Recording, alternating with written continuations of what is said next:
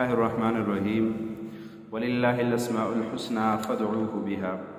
سامعین محترم، کچھ دن پہلے جناب محترم نعیم بٹ صاحب کے کچھ ایک دو کلپ سننے کا موقع ملا، جس میں وہ شیخ الوظائف کو تنقید کا نشانہ بنا رہے ہیں، اور وہ یہ ثابت کرنا چاہ رہے گویا کہ شیخ الوظائف قرآن و حدیث کے خلاف لوگوں کو جو ہے وظائف بتا رہے ہیں، من گھڑت وظائف بتا رہے ہیں، لوگوں کو گویا گمراہ کر رہے ہیں اپنے طرف سے۔ بہرحال میں انتہائی ادب و احترام کے ساتھ محترم جناب نعیم بٹ صاحب کے سامنے کچھ معروضات پیش کرنا چاہتا ہوں، اور محترم نے یہ فرمایا کہ شیخ الوظائف نے، ایک عورت نے شیخ الوظائف کو فون کیا تو شیخ الوظائف نے ان کو یا قہارو کا وظیفہ دیا اور کہا کہ جی اپنے پاؤں کو پانی میں ڈبو کے اس کو اتنا 300 پتہ نہیں 500 اتنا مرتبہ پڑھے۔ تو گویا یہ شیخ الوظائف نے انتہائی سنگین غلطی کی ہے کہ ایک عورت کو اللہ کا نام دیا، اللہ کے اسماء حسنہ میں سے جو ایک نام ہے یا قہارو، وہ دے کر اس کو پڑھنے کا جو ہے عرض کیا ہے اپنے مسائل کے لیے۔ تو گویا شیخ الوظائف نے یہ غلطی کی، کیونکہ اس وظیفے کی کوئی سند نہیں ہے، یعنی آپ بقول آپ کی آپ نے کہا ہم اسی وظیفے کو میں مانتا ہوں جو کہ حضور صلی اللہ علیہ وسلم سے ثابت ہو۔ جو وظیفہ حضور نبی کریم صلی اللہ علیہ وسلم سے ثابت نہیں ہوگا میں اس کو بالکل نہیں مانتا ہوں۔ یہ آپ کی اپنی رائے ہے، علماء کرام کی رائے نہیں ہے۔ اپنے رائے کو علماء کرام کے جو ہے یا مفتیان کرام کے یا فقہا کی رائے سمجھ کر بیان نہ کیجیے محترم، یہ آپ کی اپنی رائے ہے، علماء کی ایسی کوئی رائے نہیں ہے۔ علماء نے تو یہ اصول وظیفے کے لیے مقرر کیا ہے کہ جو وظیفہ قرآن و حدیث سے ٹھکراتا نہ ہو، جس وظیفے میں شرک نہ ہو، وہ وظیفہ جائز ہے، اور اس پر اسی وجہ سے اعمال قرآنی کتاب لکھی گئی ہے، اسرار گنجینہ نامی کتاب جو مولانا سید انور شاہ کشمیر رحمۃ اللہ علیہ کی ہے، جامع الوظائف ہے بہت، اسی طرح عملیات اکابر کے نام سے علماء دیوبند کے بہت سارے وظائف اس میں ہے۔ تو یہ تمام وظائف جو ہے اسی لیے لکھی گئی ہے کہ یہ آپ کے اصول کے مطابق، اگر آپ کے جو اصول ہے اس کے مطابق دیکھا جائے تو پھر یہ تمام کتابیں من گھڑت ہے، ان کا کوئی فائدہ نہیں۔ بہرحال آپ نے کہا جی شیخ الوظائف نے یہ جو وظیفہ بتایا ہے یا من گھڑت وظائف بتاتے ہیں، تو کیونکہ میں اس وظیفے کو مانتا ہوں جو حضور صلی اللہ علیہ وسلم سے ثابت ہو، جو حضور صلی اللہ علیہ وسلم سے ثابت نہیں ہوگا تو وہ اس کو میں نہیں مانتا ہوں۔ تو محترم آپ کا یہ اصول صرف شیخ الوظائف کے لیے ہے یا اس کے علاوہ بھی دیگر بزرگان دین کے لیے ہے؟ اگر تو آپ کا یہ جو اصول ہے یہ صرف شیخ الوظائف کے لیے پھر تو ٹھیک ہے، لیکن اگر یہ دوسرے علماء کرام کے لیے اور دوسرے حضرات کے لیے بھی ہے تو میں آپ کو دوسرے حضرات کے چند وظائف بتاتا ہوں، آپ ان کے بارے میں کیا کہیں گے۔ مثال کے طور پہ ریون مرکز کے پورے تبلیغی جماعت کے امیر محترم حضرت حاجی عبدالوہاب صاحب رحمۃ اللہ تعالیٰ علیہ کی زندگی پر ایک کتاب لکھی گئی، میرے حاجی صاحب۔ مولانا فہیم صاحب نے جو ان کے خادم تھے اور ایک نیوٹون کے بہت بڑے مفتی، انہوں نے اس کتاب کو جو ہے لکھا ہے۔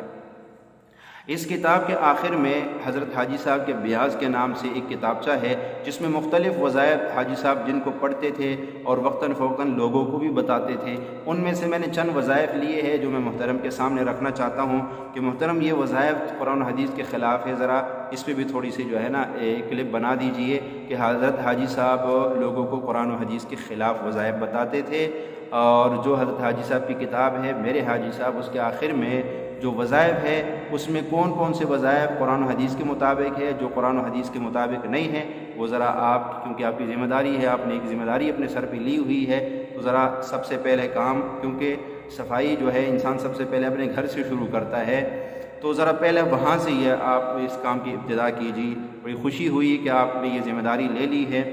تو بہرحال اس کتاب کے اندر میں آپ کو بتاتا ہوں، صفحہ نمبر 217 کے اوپر ایک عمل حضرت حاجی عبدالوہاب صاحب بتا رہے ہیں، وہ یہ ہے برائے یرقان۔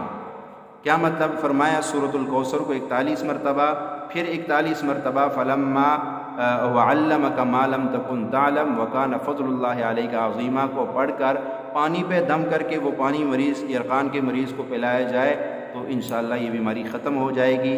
حضرت محترم یہ عمل قرآن و حدیث سے ثابت ہے یا نہیں؟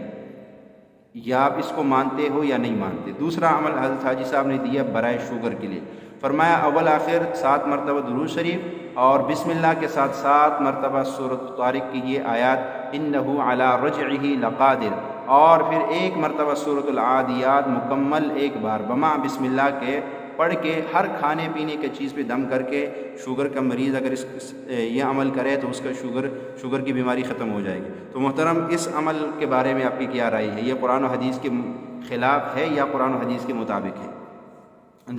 اور تیسری چیز، کینسر کے لیے حضرت حاجی صاحب نے اسی کتاب کی اسی صفحہ 218 پہ ایک عمل دیا ہے برائے کینسر، سبحان اللہ و بحمدہ سبحان اللہ العظیم، اور یہ بھی لکھا 1,25,000 مرتبہ کینسر کا مریض اس عمل کو کرے۔ اب 1,25,000 کس حدیث سے ثابت ہے؟ قرآن کی کس آیات سے اس کا ثبوت مل رہا ہے؟ کینسر کی بیماری کے لیے عمل کہیں احادیث میں ہے تو آپ ذرا رہنمائی فرما دیجیے، اگر نہیں ہے تو پھر یہ بھی بتا دیجیے امت کو کہ حاجی عبدالوہاب صاحب بھی من گھڑت وظائف لوگوں کو بتاتے تھے۔ اچھا، اسی کتاب کے اندر صفحہ 215 پہ حاجی عبدالوہاب صاحب نے جادو کو دور کرنے کے لیے ایک عمل دیا ہے، وہ یہ کہ آمن الرسول کو مکمل پڑھو، لو انزلنا ھذا القرآن کو الی آخری، یعنی آخر تک پڑھو، عسى اللہ ان یجعل بینکم وبین الذین عادیتم منہم مودۃ واللہ قدیر واللہ غفور رحیم، اس کو پڑھو، اور اس کے بعد فلما القوا قال موسیٰ ما جئتم به السحر الی آخری، اس کو پڑھو، اور چاروں قل اول آخر 11 مرتبہ درود شریف، اور لکھا ہے کہ پانی پہ دم کر کے کچھ پانی پی لے۔ شیخ الوظائف نے پانی میں پاؤں ڈبو کے، آپ کو بڑا اعتراض ہوا تھا، یہاں پہ حضرت فرما رہے ہیں کہ پانی پہ دم کر کے وہ پانی جو ہے وہ پانی کچھ پی لے اور کچھ پانی سے غسل کر لے، دم شدہ پانی سے غسل کرے، اپنے بدن پہ بہائے۔ اس کے بارے میں آپ کیا کہیں گے؟ محترم نے تو یہ فرمایا تھا شیخ الوظائف نے کہ اپنے پاؤں جو ہے اس میں ڈبو دیے جائے۔ اب یہاں پہ حاجی عبدالوہاب صاحب فرماتے ہیں کہ یہ قرآنی آیات کو پانی پہ دم کر کے وہ پانی کچھ پی لو اور کچھ اپنے بدن پہ بہا لو، اس سے کیا ہو جائے گا؟ جادو ختم ہو جائے گا۔ تو محترم یہ عمل آپ کی نظر میں کیا قرآن و حدیث کے مطابق ہے یا نہیں؟ کیونکہ آپ نے کہا میں اس عمل کو مانتا ہوں جو حضور صلی اللہ علیہ وسلم سے ثابت ہو، تو یہ اعمال میں جو بتایا کیا یہ حضور صلی اللہ علیہ وسلم سے ثابت ہے یا نہیں؟ اگر ہے تو آپ دلیل پیش کیجیے، اگر نہیں ہے تو پھر اس کا انکار بھی کر دیجیے۔ اسی طرح ایک کتاب اور ہے عملیات اکابر کے نام سے، علماء دیوبند کی وظائف اس کے اندر لکھے ہوئے ہیں، اور یہ فرمائش ہے سید المشائخ والعلماء سید انور حسین نفیس الحسینی صاحب کی، اور اس کے جو ہے مرتب کرنے والے حاجی راؤ عبدالسلام رائے پوری صاحب ہے، انہوں نے اس کتاب کو ترتیب دی ہے۔ اس کے اندر جو ہے انہوں نے ایک عمل لکھا ہے داڑھ کے درد کے لیے، صفحہ نمبر 16 میں۔ عمل کیا ہے؟ نہ کوئی قرآنی دعا ہے، نہ کوئی حدیث کی دعا ہے، کوئی عجیب سے الفاظ ہے، لیکن وہ اس کتاب کے اندر لکھے گئے ہیں۔ اور عجیب بات یہ ہے کہ کوئی بھی آج تک نہ مفتی طارق مسعود صاحب اس کے خلاف بولے اور نہ آپ بولے، یا تو آپ لوگوں نے یہ کتابیں دیکھی نہیں ہے، تو جس فن کو سے آپ ناواقف ہے محترم، اس فن میں پھر تو آپ کو نہیں جو ہے دخل اندازی کرنی چاہیے۔ لیکن اب دیکھیں یہ عمل کیا لکھا ہوا ہے، عمل یہ لکھا ہوا ہے داڑھ کے درد کے لیے۔ کیا عمل ہے؟ ہم ایک تم 32، ہم ایک تم 32، ہمری تمری کیسا ریس۔ اب یہ کچھ سمے آپ اس کا ترجمہ ذرا بتا دیجیے کہ یہ عمل قرآن و حدیث کے خلاف ہے یا قرآن و حدیث کے مطابق ہے؟ آپ بتا دیجئے۔ اگر خلاف ہے تو یہ بھی لکھنا کہ علماء دیوبند قرآن و حدیث کے خلاف وظائف لوگوں کو بتاتے تھے، گمراہ کرتے تھے، من گھڑت وظائف بتاتے تھے۔ اور محترم اس کے اندر جو ہے اور آگے انہوں نے کیا لکھا؟ اس عمل کو لکھنے کے بعد فرمایا کہ جنہوں نے یہ عمل، جس بزرگ نے یہ عمل دیا ہے اس نے کیا فرمایا؟ فرمایا بزرگوں کی زبان سے جس طرح الفاظ نکلتے ہیں خدا تعالیٰ اس میں اثر ڈال دیتا ہے۔ وہ کہتے ہیں کہ بزرگوں کے الفاظ میں اثر ہوتا ہے۔ وظائف تو بڑی جو ہے، کیونکہ وظائف کا تعلق تو جو ہے وہ ایک نورانی الفاظ ہے، یہ تو وہ الفاظ ہے سمجھ نہیں آتی ہے، لیکن وہ کہتے ہیں کہ بزرگوں کی زبان مبارک سے نکلے ہوئے الفاظ کی بڑی تاثیر ہوتی ہے۔ اور آپ کہتے ہیں بزرگوں کے وظائف تو بزرگوں کے ساتھ خاص ہوتے ہیں، امت کے لیے فائدہ مند نہیں ہوتے۔ اب بتائیں میں ان علماء کی بات کو مانوں یا آپ کی بات کو مانوں؟ آپ کہتے ہو بزرگوں کے وظائف بزرگوں کے ساتھ خاص ہوتے ہیں، وہ ساری امت کے لیے نہیں ہوتے ہیں، اور یہ کہتے ہیں کہ بزرگوں کے زبان سے جو الفاظ نکل جائے اس میں بڑی تاثیر ہوتی ہے اور لوگوں کو بڑا فائدہ ہوتا ہے۔ اس لیے انہوں نے لوگوں کو یہ عمل کسی کو دم بھی نہیں کر رہے بلکہ کسی کو یہ عمل دے رہے ہیں۔ تیسرے محترم بکھری مودی کے نام سے ایک کتاب ہے جو مولانا یونس پالن پوری صاحب نے لکھی ہے، اس میں مولانا عمر پالن پوری صاحب جو تبلیغی جماعت کے امیر گزرے ہیں ان کے جو ہے کچھ وظائف ہے، اس میں ایک عمل ہے صفحہ 60 کے اوپر، جلد اول صفحہ نمبر 60 کے اوپر ایک عمل سورۃ والضحیٰ کا دے رہے ہیں کہ اس میں 9 کاف ہے، ہر کاف کے اوپر 9 مرتبہ یا کریم پڑھنا ہے، اور حضرت فرماتے ہیں کہ عاملین نے اس کو بہت پرتاثیر مانا ہے، خاص کر ملازمت کے حصول کے لیے۔ اب بتائیے محترم، یہ عمل قرآن و حدیث کے خلاف ہے یا قرآن و حدیث کے مطابق ہے؟ کیونکہ آپ نے کہا کہ میں اس عمل کو مانتا ہوں جو حضور صلی اللہ علیہ وسلم سے ثابت ہو، تو یہ عمل حضور صلی اللہ علیہ وسلم سے ثابت ہے یا نہیں؟ آپ اس کی وضاحت کیجیے۔ اگر نہیں ہے تو اس کے خلاف بھی کچھ، اس کے بارے میں بھی کچھ اپنا موقف پیش کیجیے۔ اسی کتاب کے جو ہے بکھری موتی کے اندر جلد دوم میں یہ اور جلد دوم کے اندر یہ فرمایا کہ آیات یعنی یہ جو ناسور، داغ دبے یا پھوڑے پھنسی انسان پہ نکلتی ہے، اس کے لیے ایک عمل دیا ہے مسلمۃ اللاشیۃ فیہا، کہا کہ دوا یا مرہم پڑھ کے دم کر دے۔ یہ صفحہ نمبر 158 کے اوپر یہ بات لکھی کہ دوا یا مرہم پہ پڑھ کے دم کر دے اور اس کو جگہ پہ لگائے تو وہ نشان داغ دبے ختم ہو جاتے ہیں۔ آپ کو اعتراض تھا، شیخ الوظائف نے یا رزاق کو بتایا چاول کے اوپر دم کرنے کے لیے، اور آپ نے بڑی عجیب انداز سے اس بات کو لیا، تو یہاں پہ تو مرہم کے اوپر اس آیات کو پڑھ کے دم کرنے کا کہا جا رہا ہے کہ اس سے آپ کی بیماری دور ہو جائے گی، تو اس کے بارے میں آپ کی کیا رائے ہے؟ اور اسی طرح میں نے اس کتاب کے اندر تقریباً 60 روحانی نسخوں کے نام سے وظائف تھے مولانا عمر پالن پوری صاحب کے، ایک وظیفہ بھی ایسا نہیں تھا جو حدیث سے، جس کے نیچے حدیث لکھی ہو، سب وظائف مجربات میں سے تھے۔ آپ اس کے بارے میں کیا کہیں گے؟ وہ 60 نسخے جو مولانا عمر پالن پوری صاحب رحمۃ اللہ علیہ کے ہے، اس کے حوالے سے محترم آپ کیا رائے ہے کہ اس کو امت کرے یا چھوڑ دے؟ کیونکہ وہ آپ کے آپ کو اصول یہ ہے کہ جو وظیفہ نبی پاک صلی اللہ علیہ وسلم سے ثابت ہو میں اس کو مانوں گا، جو اس سے ثابت نہیں ہوگا تو میں اس کو نہیں مانوں گا۔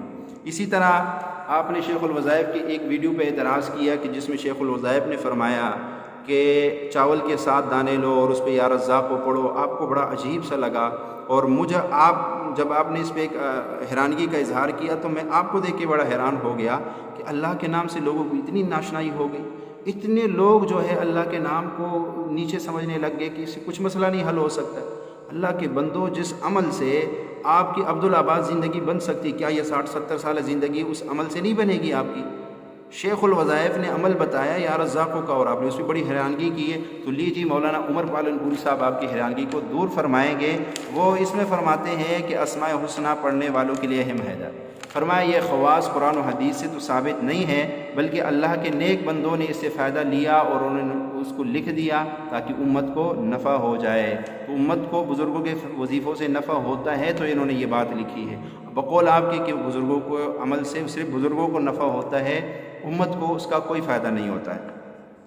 اس کے اندر وہ لکھتے ہیں کہ بعض لوگ اسماء حسنہ کے بعض خواص کو دیکھ کر، جیسے آپ یا رزاق کو خواص کو دیکھ کے بڑے حیران ہو گئے تھے، تو یہی بات انہوں نے لکھی ہے کہ بعض لوگ اسماء حسنہ کے خواص کو دیکھ کے حیران ہو جاتے ہیں کہ یار اتنے چھوٹے سے نام سے اتنے بڑے، پورا سال جو ہے وہ پرس پیسوں سے بھرا رہے گا، برکت ہوگی، سمجھ میں نہیں آتی کیسے ہوگا۔ تو محترم مولانا عمر پالن پوری صاحب فرماتے ہیں کہ آپ یہ نہ دیکھو، آپ یہ دیکھو یہ نام کس ہستی کا ہے، یہ دیکھو کہ یہ نام کس ہستی کا لیا جا رہا ہے، آپ یہ دیکھیں۔ اور پھر آپ نے فرمایا کہ میری ذمہ داری ہے کہ میں لوگوں کو قرآن و حدیث کے مستند وظائف بتاؤں گا۔ محترم یہ ذمہ داری پہلے سے شیخ الوظائف نے لے لی ہے، اور آپ کبھی شیخ الوظائف کو زیادہ سنتے تو آپ کو پتہ چلتا۔ شیخ الوظائف اکثر اپنے بیان میں یہی بات عرض کرتے ہیں کہ جو عمل سنت سے ثابت ہو وہ لو، کیونکہ وہ اکثر فرماتے ہیں کہ مسنون دعاؤں نے عرش کی راہ دیکھی ہوئی ہے، جو مسنون دعاؤں کو پڑھے گا وہ کبھی راستے میں بھٹکے گا نہیں۔ یہ شیخ الوظائف کا فرمان ہے۔ شیخ الوظائف اکثر اپنے درس میں یہ بات بھی عرض کرتے ہیں کہ وہ عمل کرو جس کے پیچھے قرآن و حدیث کا لیبل ہو، قرآن و حدیث کی دلیل ہو، کیونکہ وہ عمل تمہیں کبھی گمراہ نہیں کرے گا۔ اور شیخ الوظائف نے فرمایا جس عمل کے پیچھے قرآن و حدیث کی دلیل نہ ہوگی اس کی کوئی گارنٹی نہیں ہوتی کہ وہ تمہیں جنت میں لے جائے یا جہنم میں لے جائے۔ شیخ الوظائف نے اسی لیے تو شیخ الوظائف نے ایک چھوٹا سا کتابچہ لکھا، سنت کا نور ہر بلا دور، اس میں نبی پاک صلی اللہ علیہ وسلم کے تمام مسنون دعاؤں کو لکھا، سارا دن صبح سے لے کے شام تک کون کون سی دعائیں کس کس موقع پہ پڑھنی ہے۔ شیخ الوظائف نے ایک کتابچہ لکھا، لکھ کے پھر مفت لوگوں میں تقسیم کیا ہے۔ حضرت آپ کیا فرما رہے ہیں کہ شیخ الوظائف لوگوں کو من گھڑت وظائف بتاتے ہیں؟ نہ شیخ الوظائف کے اگر آپ نے وظائف کے سند دیکھنی ہے، آپ تھوڑی سی ہمت کر کے یوٹیوب پہ جا کے لکھیں اکابر پر اعتماد، اس میں آپ کو شیخ الوظائف کے تمام وظیفوں بما سند کے ملیں گے۔ اگر آپ شیخ الوظائف کے کتب خانے میں چلے جائے، وہاں پہ شیخ الوظائف نے کتاب لکھی ہے عبقری کے من گھڑت وظائف، اس کو اٹھا لے، اس میں تمام شیخ الوظائف کی وظیفوں کو بما سند کے لکھا گیا ہے۔ شیخ الوظائف تو اپنی طرف سے ایک وظیفے کے لیے پتہ نہیں کہاں سے دلیلیں لے کے اکابرین کی کتابوں کو ٹٹول کے اور امت کو دے رہے، اور آپ نے شیخ الوظائف کی ایک ویڈیو دیکھی اور تنقید کرنا شروع کر دیا۔ محترم ایسا نہیں کرنا چاہیے، کم سے کم آپ شیخ الوظائف کی کچھ کتابیں پڑھیں، آپ شیخ الوظائف کے سامنے جا کے ملیں، اپنے اعتراض ان کے سامنے رکھیں، تو وہاں فائدہ ہوگا، بجائے اس کے آپ لوگوں کو ان کے سامنے لا رہے ہو اور وہ باتیں لا رہے ہو جس کی آپ کو کوئی تحقیق نہیں ہے۔ مجھے یہ بتائیں آپ کی اس تنقید سے کیا فائدہ ہوگا لوگوں کو؟ کیونکہ شیخ الوظائف تو قرآن و حدیث کو بہت ہی زیادہ احتیاط کرنے والے ہیں۔ آپ کبھی شیخ الوظائف کے ساتھ بیٹھیں گے، آپ جائیں گے تو آپ کو پتہ چلے گا۔ دوسری آخری گزارش میں میری یہ ہے محترم، آپ اپنے اکابرین کی اتباع کیجیے کہ آپ کے اکابرین نے تو آپ کو 6 نمبر سے باہر بات کرنے کی اجازت ہی نہیں دی ہے۔ آپ اس سے باہر نکل کے لوگوں کو جو ہے جب کریں گے تو آپ کے لیے مشکلات پیدا ہوں گی۔ میری تو آپ کو یہ رائے ہے انتہائی ادب و احترام کے ساتھ کہ آپ اپنے اکابرین کے اصول کو مضبوطی سے پکڑیں، 6 نمبر سے باہر نکل کے بات نہ کریں، فضائل میں بات کریں گے تو آپ کے لیے بہتر ہوگی، امت کے لیے بھی بہتری ہوگی۔ جب آپ اس سے باہر نکل کے لوگوں کو تنقید کا نشانہ بنائیں گے تو یہ آپ کے لیے بہت مشکل مسئلے پیدا ہو جائیں گے۔ تو امید ہے آپ ان باتوں پہ عمل کریں گے۔ السلام علیکم۔